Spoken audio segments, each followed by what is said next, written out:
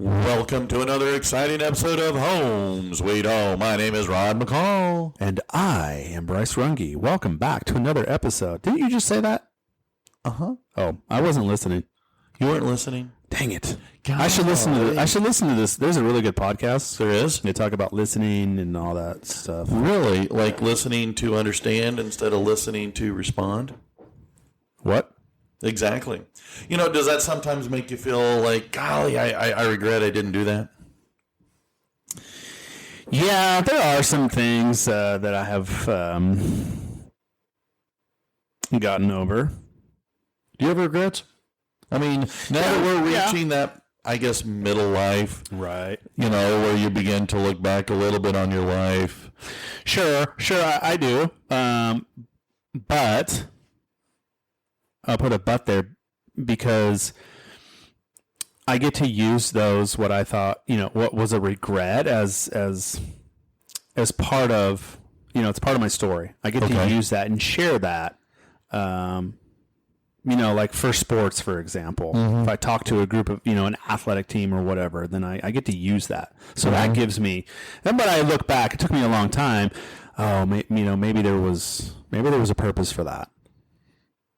Or does that make sense? No. Sure, I regret some of the choices that I made.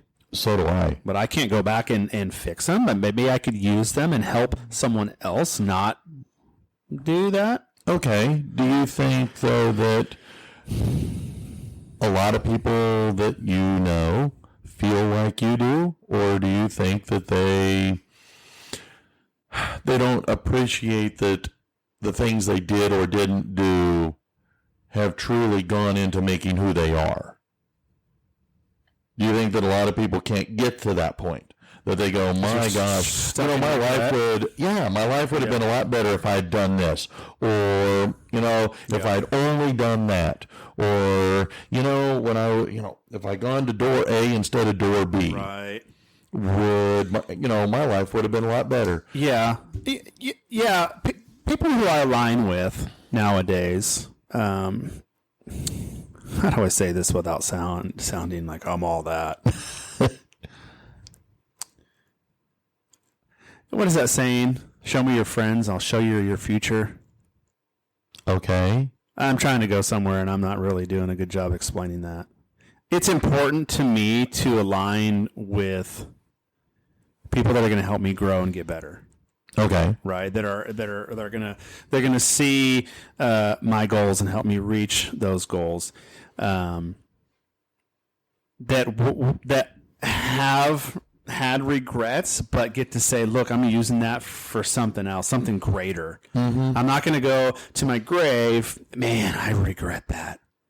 And they're not going to allow it to just hold them back. And they're going to look up on the shelf one day and they're going to see regrets instead of, so I'm doing a really poor job of this. I'm sorry. It's late. Yes. To your question, I have people that, like me, I used to have regrets, but I get to say, well, I get to use the choices, those regrets, that I once had, to try and change people's lives. And then I have people like my dad who regret. And he's going to go to his grave regretting the choices that he made in life. And he's been he can't talk, but he could communicate, but he's been very clear about that. Well, what do you say? We're getting into that period of life where you and I have spent a vast amount of time looking backwards, and that's helped us provide a unique perspective that we use, for our podcast here, for your book, my book, all of our speaking engagements that we have done. And so that helps us help others. But so I was talking to a buddy of mine, and he's kind of getting up there in age, and we were talking about, regrets. And he was telling me about this story, a news article that he had read that was called The Top 5 Regrets of the Dying. And there was a lady, a nurse. She worked at a hospital, predominantly with the people, kind of like hospice. So you're dealing with people right before they passed away. Yeah. And, nothing's more clear than right before the end. Yeah. Or at least for so many folks. And so she came up with this list. And it was kind of interesting in this article that appeared in the Guardian magazine. But she said that in these, in all the things, she said, and again, the most common are the ones I'm going to, share with you. But she said that nowhere did they say they wish they had more sex, that they had bungee jumped, or, stuff like that. But she came up with she shared the 5 most common. And so we'll share them with you, okay? Yeah, go for it. So the first one was, I wish I'd had the courage to live a life true to myself, not the life others expected of me. And I liked all 5 of these. It's pretty And profound. I don't know that I have a ranking of 1 through 5, which I liked more or least. But that first one kind of hit me like a punch to the nose. Right. How many times do we do things that are because, we're expected to? As, the youngest son. Well, you were expected to do this. As the only son in my family, am I doing things because I was expected to do these things? I mean, I know you've shared in the past where you said you played football because you were expected to play football. Yeah. And you go, but I don't like football that much. Right. And then I almost make it to the NFL.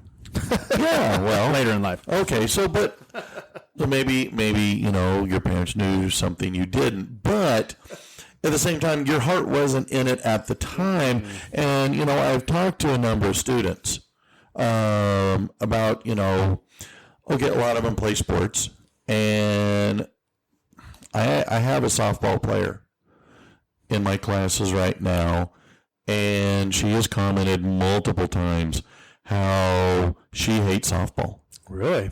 Because her mom and dad have pushed and pushed and pushed. And she's going, well, okay, she's got it. She's really talented. She's going to play softball at a D1 school next school year. Wow. But she's going, it's not fun. I had another kid last semester, big-time baseball player. And, I mean, he was good. By all accounts, he was good. Yeah. But his parents, his dad in particular, pushed him so much that he actually rebelled, and he tells dad, look, I quit. Wow. And so when they moved from their old school to coming to our school, he quit. He said, you know what? I ain't going to play, Dad. And his dad was pissed. Oh, yeah. And so the kid took up playing tennis because he thought that might irritate Dad. Oh, geez. And it took him, it took the dad over a year because the kid was a natural tennis player. And with Just a his natural athlete all around, sounds like. yeah, and he was a pitcher. Oh, gosh. So playing tennis fit very well with his skills as a baseball pitcher. And so he got some of the highest speed serves that he's able to ace so many of his opponents. Wow. And so he went to state in tennis last year and this year. And so he said Dad finally came around this year, and he says, as long as you're enjoying it. Yeah. But the kid started to live life to his, Right. where I have so many students that, Mom and Dad expect this of me. Mom and Dad expect that of me. And, I mean, I did that. My mom and dad expected me to go to college. Right. They didn't care what I majored in. They just said, you're going to college. So I'm going to college. Yay! I had no idea really what that meant. And I'm glad I did. I have no regrets of going to college and all of that. And, so that was kind of a nice push. And I don't know, maybe I would have done it without their encouragement. Yeah. But the idea of, at least at the very beginning, I was doing what they expected of me. Mm-hmm. And when I was married the first time, I was doing what I was living according to how the ex-wife wanted me. Yeah. Rather than how I wanted to. Yeah. And so I hated myself. Yeah. I hated what I was becoming. Yeah. Yeah, I hear that all the time, to be honest with you. Specifically in that sports realm, dads and some moms pushing and pushing and pushing, and what they don't realize is that they're pushing their kid away. Mm-hmm. Pushing them away, and that was a good example. And I don't. Maybe my dad I use the word forced me to play football in high school is something that, another thing that happened that maybe caused me to be rebellious, go down a different path. Mm-hmm. Instead of, encouraging or trying to help me discover who I am. And I use that. I looked up to my older brothers. And I always looked up to them. Mm-hmm. I wanted to do what they were doing. I wanted to go to the parties. I wanted to go to the sporting events. I wanted to do the things that they were doing. But what did I do? I neglected to discover who Bryce Runge was. Mm-hmm. Who do I want to become? Who am I becoming? Right. And so I often think about that. You mentioned, and we did this a few episodes back about birth order. Mm-hmm. And I was talking to my good friend Brian. He was on our podcast. Yeah. And he said something that we were on the it was this weekend because there was a very difficult decision that I had to make recently. Okay. And I was talking to Brian about this, and Brian he's a mentor. He's been there. He's just such a good friend. He's been in my life for a long time. And he said that, we were talking about being the youngest, and he's had to go through this, that we have in the back of our head that because we were the youngest, we have this belief that we're not good enough. Mm-hmm. And he says, Bryce, that's not the truth. Like you've done so much. You are more than capable. Mm-hmm. You could, and so I don't want to get too much into the details. I don't know if this is the right episode to have that conversation, but maybe not yet. But it hit me because we talked about this in an episode too, that inner critic. Mm-hmm. This is don't do it. No. That's you're not good enough for that. And so it reminded me of our episode. Hold up, time out. Who do you think you're talking to, inner critic?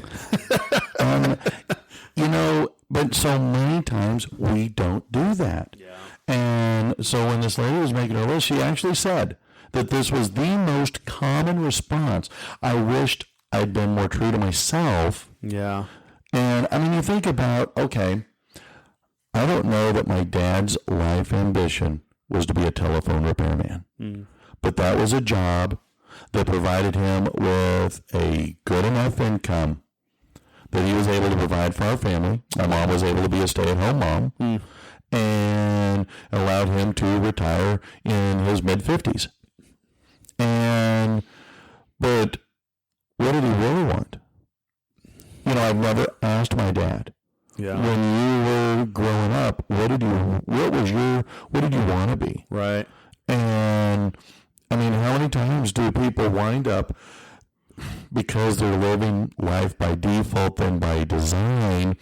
Well, okay, I don't really have a plan, so I just kind of move and I exist and I do this and then I do this. Default. Yes. And, well, you marry this girl because, well, it's about that time you marry. And, well, then you start having kids because that's the next thing. And well, then you're raising the kids, and well, now we're looking towards, okay, I'm going to retire.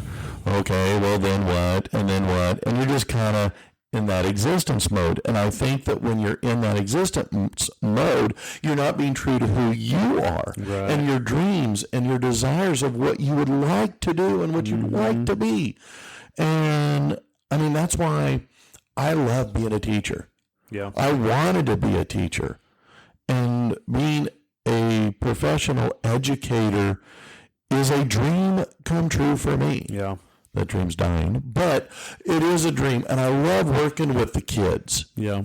And so I'm trying to be more true to myself. Mm-hmm. But I'm wondering just how rare is you and I living by design so much more unique than so many others.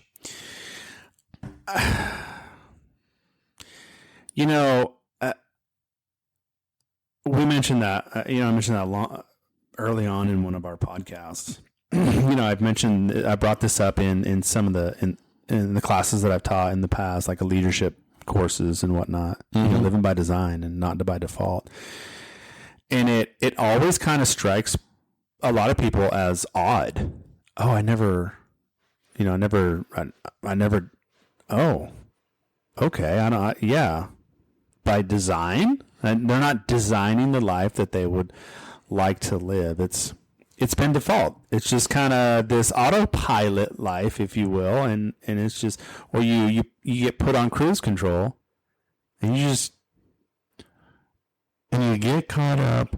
And I hear this a lot in my seniors because I'm saying, you're a senior. Enjoy. Go to the pep rallies. Go to the football games. Go to the basketball games. Yeah. Enjoy the stuff here. This is your last time. Well, I got to work. Yeah. The second most common response, I wished I hadn't worked so hard. I tell my students, and I am guilty of this, I used to chase the dollar. Right. And I chased that son of a gun hard. And I was chasing it, and it was always just out of grasp. I just need to work a little bit harder, and it's there. There's the pot of gold. I see it. Right. It's a mirage. Yeah. I have learned this. It cost me everything. But how many people don't get the opportunity that I had to learn that lesson before it was too late? Yeah. There's nothing wrong with being financially well off. Obviously. Mm-hmm. That's oh yeah. That's a good thing, right? And it's, what is it? Money is the root of all evil. Well, and the Beatles said it best. Money can't buy you love. No. It can buy you stuff. You could buy me a 57 Chevy, cherry red. True. My cousin has one. Does he want to sell it? No. Damn it. Well, it was his dad's. Oh. Well, I'm not yet. My uncle's. But there's having enough. Everybody's got their own definition of enough. Mm-hmm. But you look at all the Hollywood types. You look at all the professional musicians and, the actors and actresses and the like, the athletes that have more money than sense. And are they really happy? Yeah. And so the idea that, well, money isn't what it's all about. Work enough, have a life that, allows you, but if you're constantly chasing it, it's like chasing the pot of gold at the end of the rainbow. Right. It doesn't exist. Yeah. And so if you spend all your time working to have enough money, well, all you're doing is paying bills. Yeah. stuff is just stuff.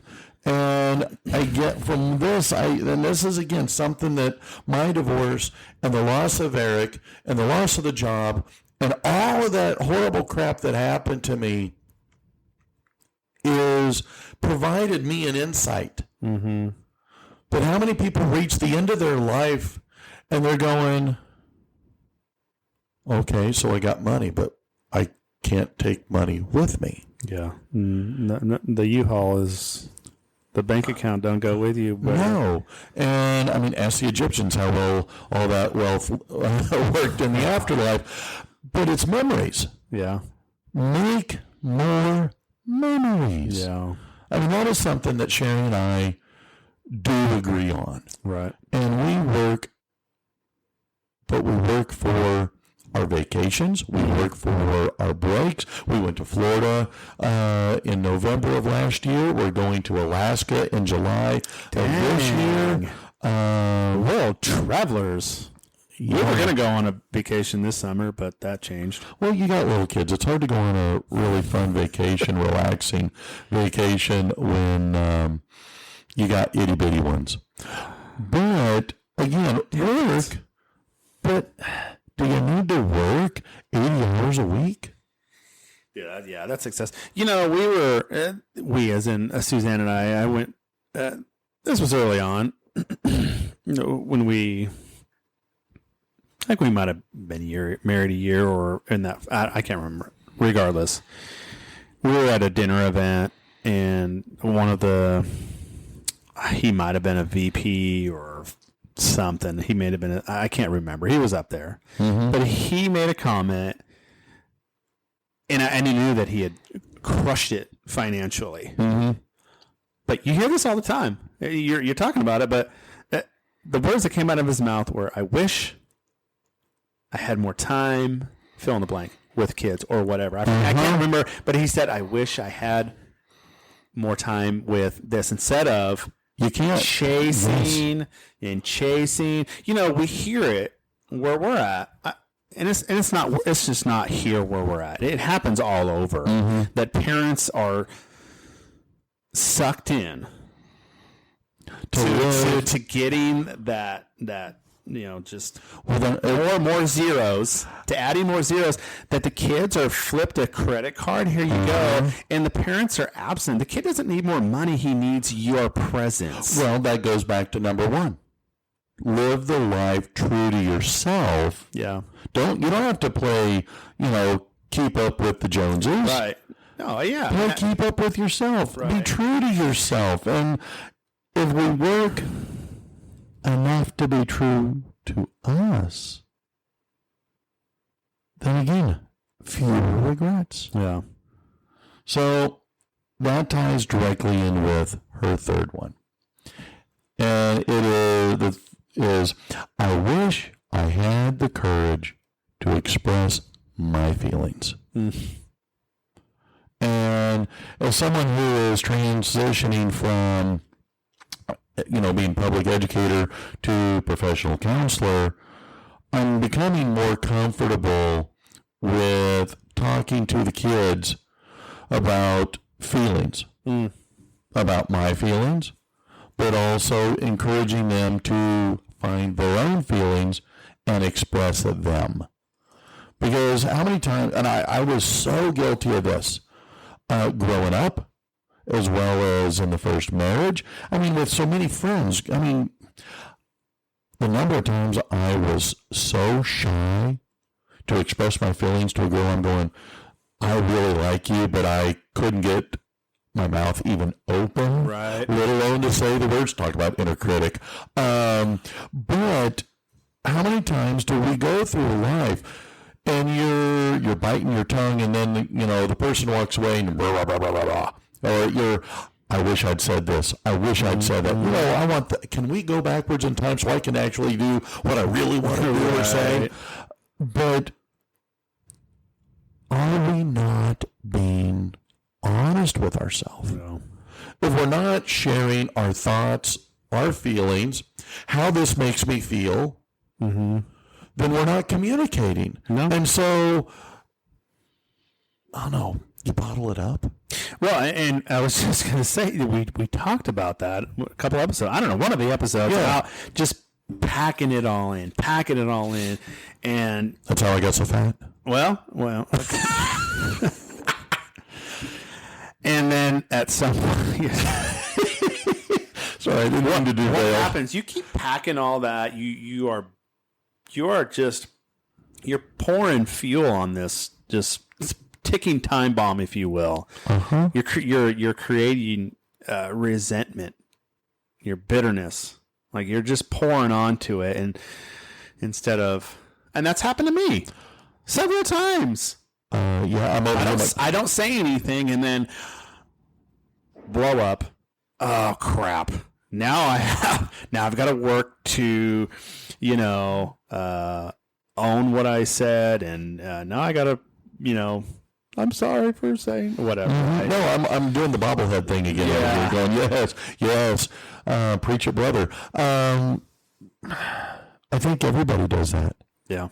I mean, and so if you do that so much that becomes one of your key regrets. Here you are, you're about to go, meet your maker, and you're regretting, I wish I had actually been more honest. Yeah. That I had shared how I really feel. Yeah. Wow. That's, I don't know, again, it gets to me how easy it is to fall into a trap. I don't want to hurt your feelings. So it's easier for me to swallow my thoughts, my feelings, than it is to express some and make you unhappy. But at the same time, I'm actually making you unhappy and me unhappy. Right. Because if I'm lying to you Yeah. by not being honest. Right. And so I have to say again, having been married to a perpetual liar, I was afraid. Yeah. And this was a regret. I wish I had shared my true feelings more. Because what if? Talk about a regret. This is it. Yeah. If I had shared with Eric's mother how I felt about things when they were itty bitty, Yeah. would they have become the gargantuan, disastrous monsters they became? Right. And so, yeah, this really resonated with me. Oh my gosh. Yeah. And so Sherry and I try to be a lot more open and honest. And, sometimes I don't like to hear, but at the same time I need to hear. Yeah. Because sometimes I get too selfish. Right. And I'm playing my PlayStation instead of doing something else. Don't let technology or the video game get in the way of your marriage, Rod. I know. Don't do it. All right. I'm working on it. I don't know if it's a generational thing, and maybe some who are listening and are like, feelings really, seriously, don't be a sensitive Sally. Okay, I'll talk about feelings, blah, blah. I wonder if it's a generational thing. Let me go back. Our generation is, we have this, we're on like a quest for consumption. Sure. I can believe that. The material things. It's the stuff. Our parents' generation, it was, where they're at right now. It's just settle in. You still have a lot of life to live. Don't settle in. Don't be idle. Okay, and so, but more concentrated on ours, because I don't want to really speak on that generation, because not all of them are like that. Not everyone like it on our generation, but we have we're on a quest for consumption. Our generation, that was the first point. The second one was, I feel that I was conditioned this way to not talk about my feelings. To be a man. Suck it up. Be a man. Don't be a, well, I was going Don't be a pansy. Yes, thank you. Sticks and stones. You grew up with that. This same generation, sticks and stones, break my bones. Words aren't gonna hurt me. Wrong. Words do hurt. Right. I heard this. Oh, don't be so thin-skinned. Right. Grow an extra layer of skin. You Pansy. You pansy. Thank you. You're good at filling in the blank there for me. I'm doing what I Do you can. know what I mean? And it's I do. And is that that's not okay. And I don't know. I could honestly say and I'm not throwing stones, that I never saw that being modeled, in conversation with my parents. Now, they might have been behind doors talking, but I can tell you right now, I'm pretty sure my dad did not open up about feelings. One of the things that my mom and dad did in the late 70s, they went to this thing called Marriage Encounter. And I know it's still big and it's still around as people still go. And in that, they learned how to, well, their words were dialogue. Yeah. How to talk. And they would have a question, and then, how does my answer make me feel? And as a kid, we were forced to do that. And we would have family dialogue. Wow. And I hated it. It ranked right up there with saying the rosary. I'm sorry, Mom. Because when you are 9, 10, 11, 12, right. Dukes of Hazzard on a Friday night was, well, it's Catherine Bach, baby. But I mean, that was more interesting. But we had to do it as a family. Right. And I didn't appreciate what that was. I know that for my mom and dad, it helped them in their communication. It is stuff that Sherry and I now do. Yeah. We will talk about things. Eric's mom and I could talk about my feelings as long as it wasn't anything negative about her or anything she did. Yeah. I had to be 100% supportive of her and be her, cheerleader. Right. And so then I could, but true feelings were, so when they're talking about being able to express yourself, express your feelings, be true to yourself. Yeah. So something that I feel I've been decent at, not good, but decent at, and this is number 4, is wishing that again, regrets, I wish I hadn't lost contact with. And like friends? Yeah. And I am super blessed that some of my closest friends growing up we're still in contact with. I mean, I see him, we text, we call. One of my oldest friends, we talk all the time. I am his son's godfather. Yes. The Godfather. Yes. Leave the guns, take the cannolis. Anyway, but I have these long-lasting friendships. Yeah. And now there are some people that I have worked with that I've lost contact with. We were great friends when we were working together. We stopped working together, and we weren't good friends. But I have one of my very dear friends that I met as soon as I moved here was my next door neighbor. I moved, he moved, but we are still good friends. It takes work. It takes effort. Oh, yeah. But I understand this. But I know my dad has commented, well, I wonder what happened to that old Army buddy of mine. And he would ask me, can I look him up? Well, okay. All his information was 20, 30, 40 years ago. Right. And so, but it's that kind of thing, where how many times do we wish we had done a better job? Because it takes work. It takes effort. Oh, yeah. I do like my phone because I can, it takes me all of 10 seconds to text a message saying, hey, what's up? Just thinking of you. Happy Taco Tuesday.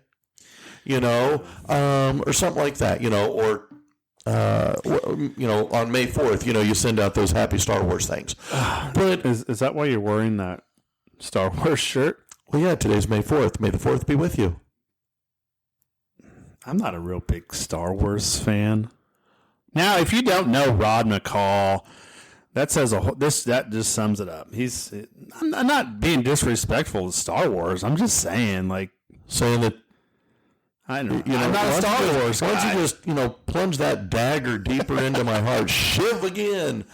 No. You know what prevents people or the regret? You're talking about this one specifically. I'm just going to tie it into something we just talked about. staying in touch. I regret that I'm not staying with touch with my friends. Or you just said, hey, I'm gonna send this text or whatever. You know what prevents against that? What? Hurry. I don't have time to send that. Take 10 seconds to send a text. You don't have 10 seconds? Sure? Are you sure about that? Are you sure about those 10 seconds?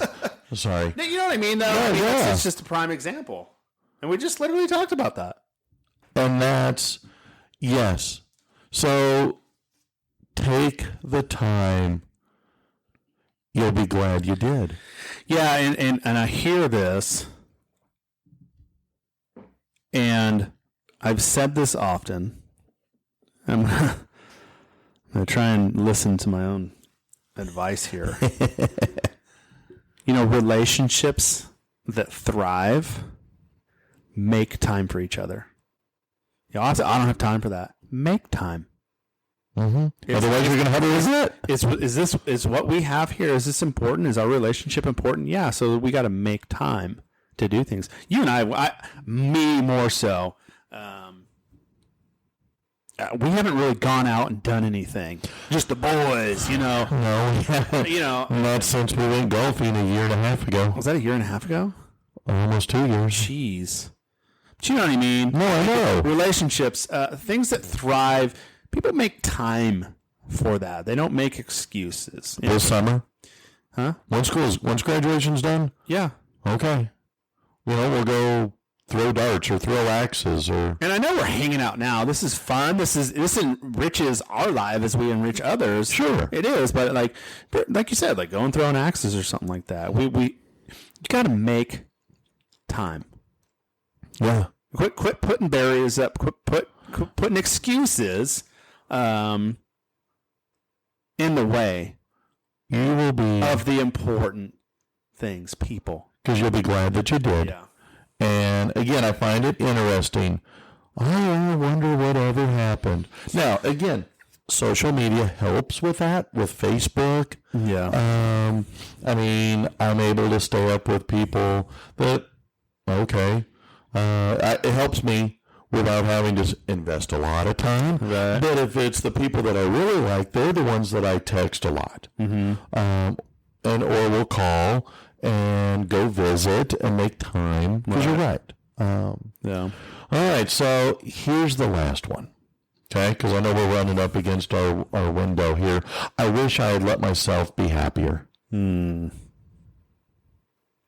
well. That's gotta just, I can't even imagine that. Like, this is a research on people who are pretty much, one, either going to heaven or hell. Yeah. But on their deathbed, I wish I had let myself be happier. Well, the fact is, and this is where that makes me sad, Well, this is where it was very interesting because the lady that was recording all these, she said, until they reached their deathbed, many of these people didn't even realize that happiness was a choice. You can be happy.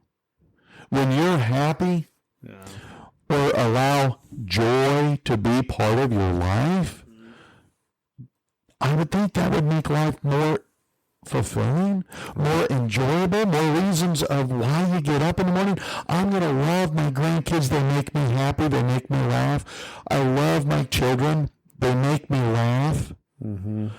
I enjoy the people that I work with. They make me laugh. Yeah. I will say that Eric's mom could not allow herself to be happy. I really do not believe that she felt that she deserved any happiness in her life, and so therefore happiness in anybody else's life wasn't allowed then either. Yeah. And she became a very unpleasant person. Yeah. And I will say that I enjoy laughing. Went and saw Sonic the Hedgehog 2 and laughed my tail end off. Sherry says, yeah, I know, the whole theater heard you. And I'm going, but laugh out loud. Right.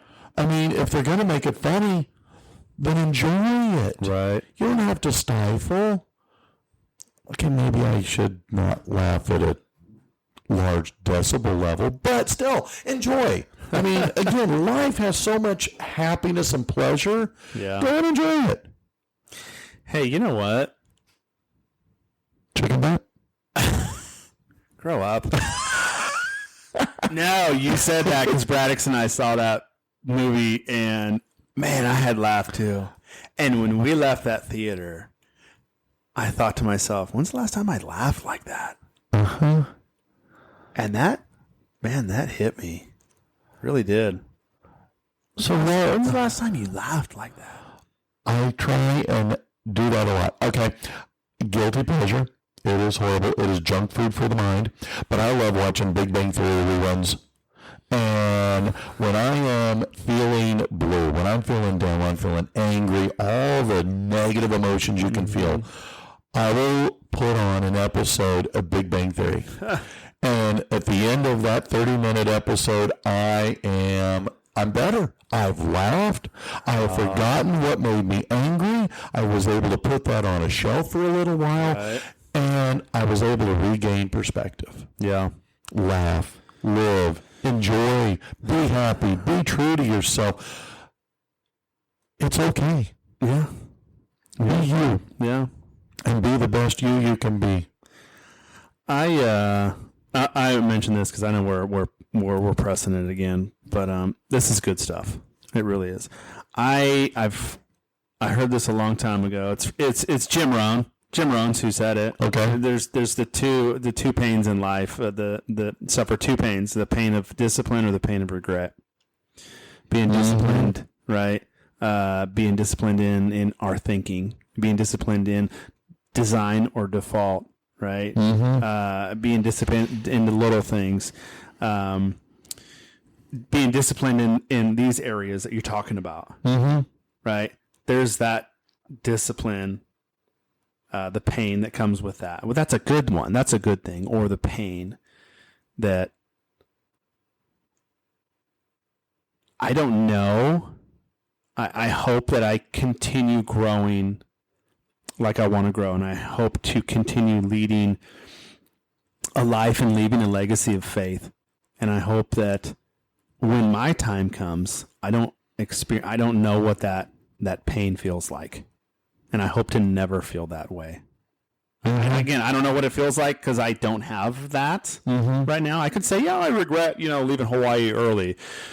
But man, I'm using it to change people's lives now. But I don't want to. I'm going to bring my dad up again because he's made it very clear that he regrets moving to California. From Illinois. He regrets because he had 4 boys. He made it very clear that it was a mistake. He should have never done it.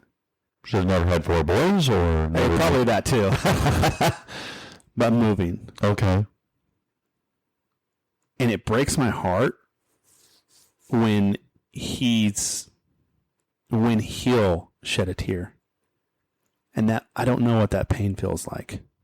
And I feel bad for him. I really do. And it hurts me to see him because but this is old school right here. You don't see your dad cry. No. But the pain of that regret is leaving you in tears. Yes. That sucks. And I feel so bad for him. And it's nice. I feel bad for my mom. Well, yeah, and For all parties. the motivation though that provides for you, Yeah. then to not have the regrets is a wonderful thing. Yeah. And learning from his experiences Yeah. helps you, helps me. And again, we all get choices, but make the choices that you can go, you know what, I'm happy with. Right. We're going to make mistakes. Yeah. We're going to fail, but fail forward. Right? It's not the end of the world. It's not fatal. No. Get up and go again. You've said it 100 times on this show that, Thomas Edison. I didn't fail 10,000 times. I found 10,000 Ways not to make a light bulb. Make a light bulb, right? That's the mindset thing. And so, I mean, these again are spot on, specifically where I'm at. Right? Well, and So it's not that I'm unhappy. I just no, but it's so dang busy that it's gonna rob me. It has the potential to rob us. but you learned, Yeah. and we'll share your good news in another episode. Yeah. But it's again, it's not that you make a mistake; it's that you learn from the mistake and be true to yourself, be who you are supposed to be, Right. and start living life for you instead of for others. Right. I mean, be a servant for others, Right. but be Absolutely. true to you. No regrets. Or my favorite Milky Way commercial, no regrets. No regrets. All right, well, this is No Regrets McCall. And until next time, we'll see ya. We'll see you later. Y'all have a good one.